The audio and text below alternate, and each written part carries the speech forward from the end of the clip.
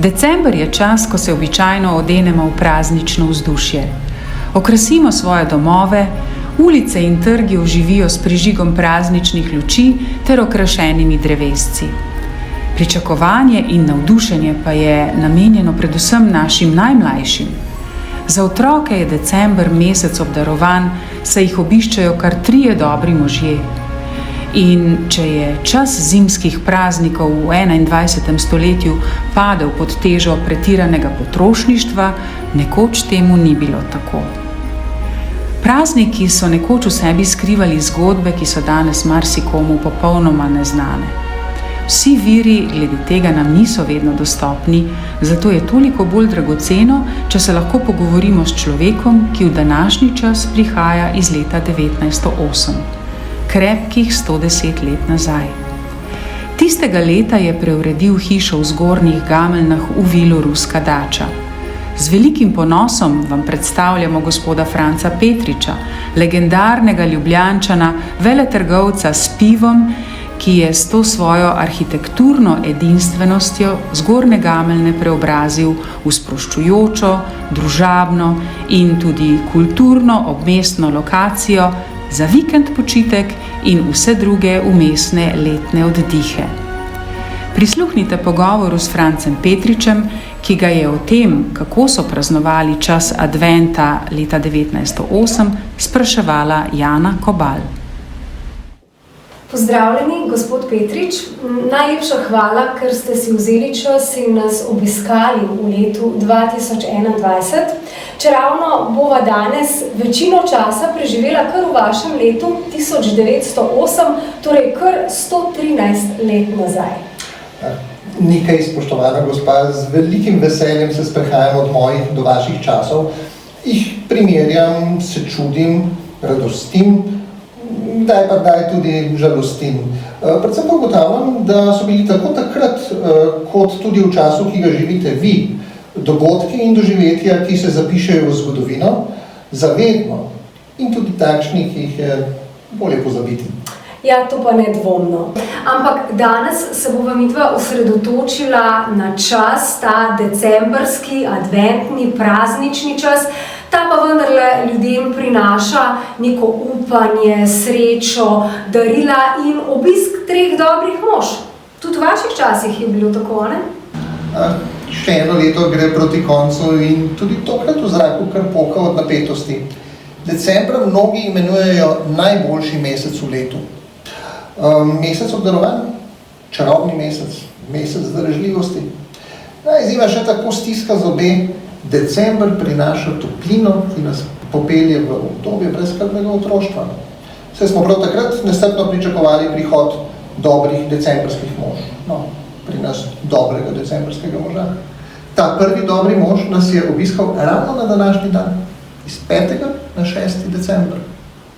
Miklavž s svojim spremstvom, ki je na področju današnjega slovenskega prostora še vedno najbolj avtentičen adventni obiskovalec, je imel nekoč drugačno podobo.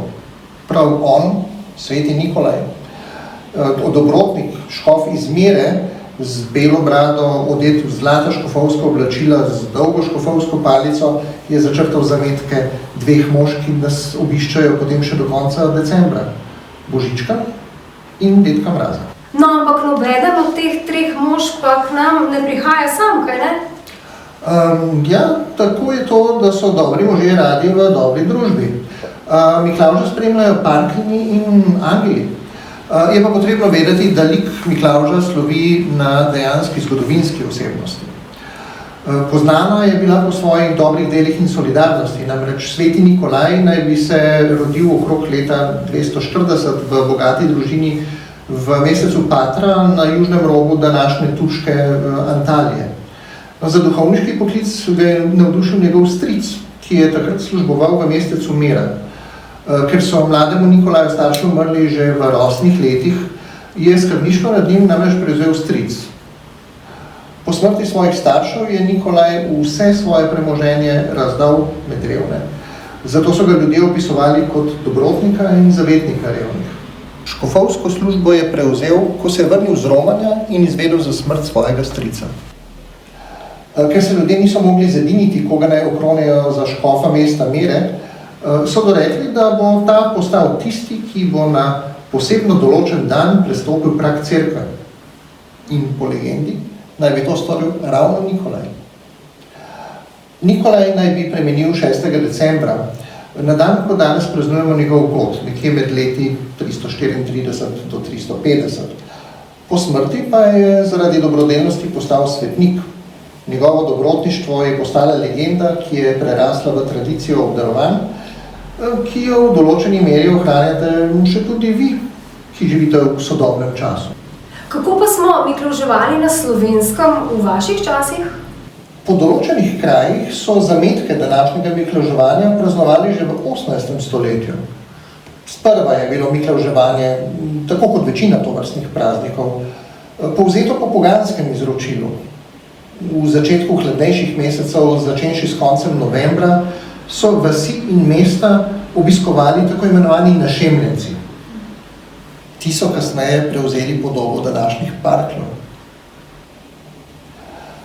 Predstavljali pa so duhove rajnih, ki so z darovi obdarili domače hiše ter z ropotom odganjali zle duhove, ki so takrat grozili njihovim potomcem.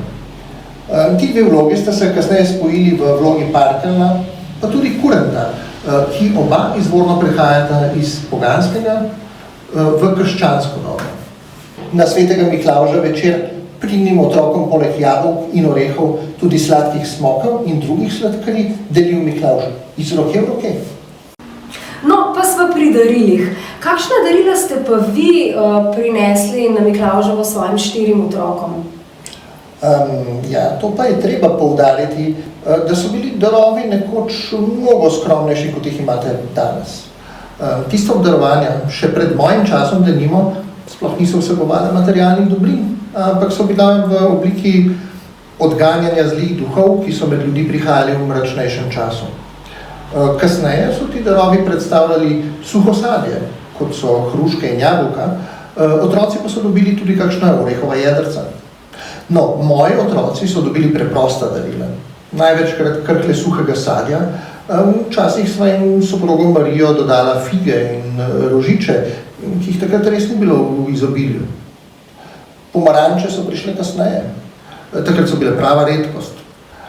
Je pa Marija za najini deklici, Anico in Marijo mlajšo, sama sešila 2 punčki iz cunj in spletla kakšne rokavice.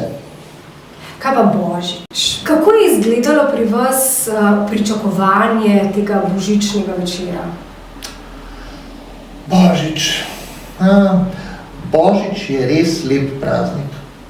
Če želimo razumeti, zakaj in kako smo ljudje nekoč praznovali Božič, moramo vedeti, da Božič sovpada s staropoganskim praznikom, zimskim kresom. Navada izvira iz praznovanja zimskega sončnega obrata ali zimskega solsticija. Ker se je takrat dan pričel daljšati, so mnoga ljudstva slavila zmago dobrega nad zlim oziroma sonca nad temo. Ljudstva so takrat kurila kose lesa, počastili pa so tudi čoka, hišnega boga, ki so mu darovali vino in hrano. Iz tega obdobja se je ponekod vse do vaših časov ohranilo tudi koledovanje, še posebej na podeželju. Ljudje se zberejo in ob prepevanju pesmi, kolednic, obiščejo domove, domačini pa jih v zahvalo obdarijo. O Božičku pa kaj? Ne duha, ne sluha? Res je. V mojih časih tega dobrega moža nismo poznali. Božiček je mož vašega, sodobnega časa. V tistem času pa so približno 2 dni pred Božičem gospodinje spekle orehove, nemalokrat tudi makove ali pehtranove potice. Lotile pa so se tudi priprave medenjakov in božičnega kruha, poprtnika. Ta se je prvič pojavil že v 17. stoletju. Njegove korenine pa naj bi ravno tako izvirale že iz predkrščanskega časa. Gre za tako rekoč obredni kruh. Gospodari smo se pa odpravili v gozd po drevesca. Praznovanje Božiča je tedaj potekalo na precej skromnejši način, kot ga praznujete danes. Na sveti večer so se družine zbrale, postavile jaslice, izdelane iz papirja, Skupaj okrasili drevesca, na katere so obesili domače kekse, bombone, orehe in drobna jabolka. Prižgali so svečke, pokleknili in molili. Mnoge družine so se zvečer odpravile okrog vogla. Med molitvijo rožnega venca so blagoslovili hišo, izbo, klet, hlev in svinjak. Družine smo se odpravile seveda tudi k polnočnici, kamor smo nesli tudi božični kruhek. Praznično smo se oblekli, vzeli bakle, namočene v smolo in se odpravili na pot. Vmes pa smo prepevali božične pesmi, otroci so se seveda zabavali v snegu. Pri polnočnicah se je zbrala cela vas. In to je bilo to? Nobenega zvončklanja, jelenčkov? Ne, tega zvončki in jelenčki v mojih časih res ni bilo. Čeprav bi se otroci tega gotovo razveselili. Mi smo potem nadaljevali s slavjem na božično jutro, ko smo kruh razrezali in ga ponudili vsem, tudi domačim živalim. Odpravili pa smo se tudi k maši. Božični zajtrk se sestavljala čaj in potica. Za kosilo pa so gospodinje postregle govejo juho, če se je le dalo, pri nas je tako bilo seveda, pa tudi pečenko, zeljnato solato in tenstan krompir. Za večerjo pa smo imeli kruh, meso in potico. Na dan svetega Štefana so družine obiskale sorodnike in prijatelje in drug drugemu povedale, kako smo preživeli Božič. Ja, Božič je danes ob svetovnem verskem, kulturnem in družinskem prazniku postal tudi čisto pravi komercialni pojav. To je postal praznik trgovcev, če lahko verjamete, in nakupovalnega stresa za vse nas. Ogromno denarja se zapravi ob Božiču za darila. Zato bi jaz raje ostala v vašem času. Božiču sledi novo leto, praznovanje, čakanje novega leta. Zadnji dan v letu, Silvestrovo, smo poimenovali po svetniku, rimskem papežu Silvestru, ki goduje prav na ta dan. Najpogosteje je upodobljen s papeško tiaro, z bikovo glavo in ponekod tudi s ključem. Zato pravimo, da odklene novo leto.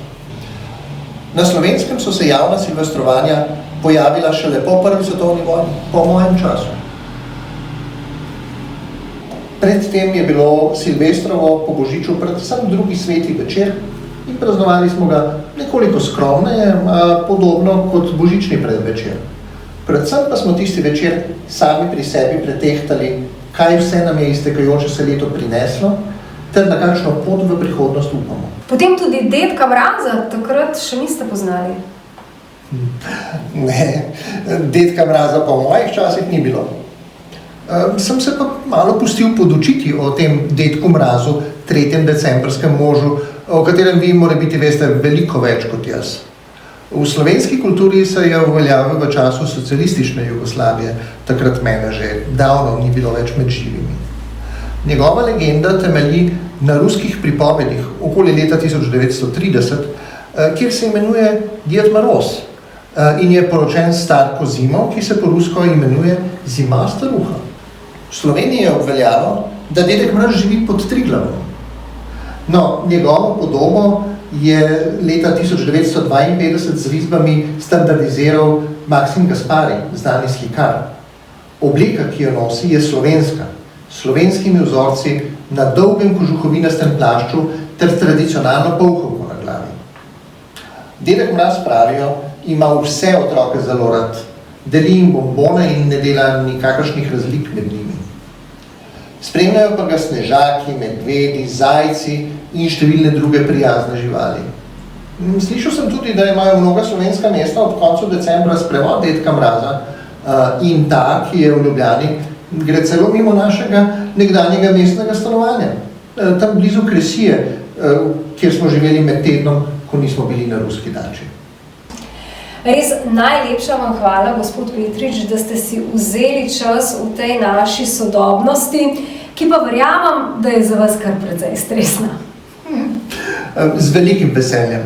V tem svojem posmrtnem življenju imam veliko časa in z veseljem vam ga naklonim. Pa še tale nasvet starega gospoda, kot sem, bi vam rad prenesel. Kljub temu, da se decembra na slavnostne večere uspete zbrati na kupu kot družina imam občutek, da ste v tem vašem času vse manj povezani in da takšni prazniki izgubljajo svoje čudovito in pristno bistvo. Naredite vse, da ga ohranite. Na Ruski dači ohranjamo tradicijo. V soboto 17. decembra vas vabimo na adventni sejem. Od 11. do 18. ure se boste lahko sprehodili med stojnicami, kupili kakšno darilce za svoje bližne, pojedli in popili kaj dobrega, se morda udeležili ustvarjalnih delavnic, obiskal pa nas bo tudi dedek Mraz. Ob 18:30 pa bo na Ruski dači božično vzdušje pričaral New Swing kvartet. Dobrodošli, naj december mine v znamenju praznikov.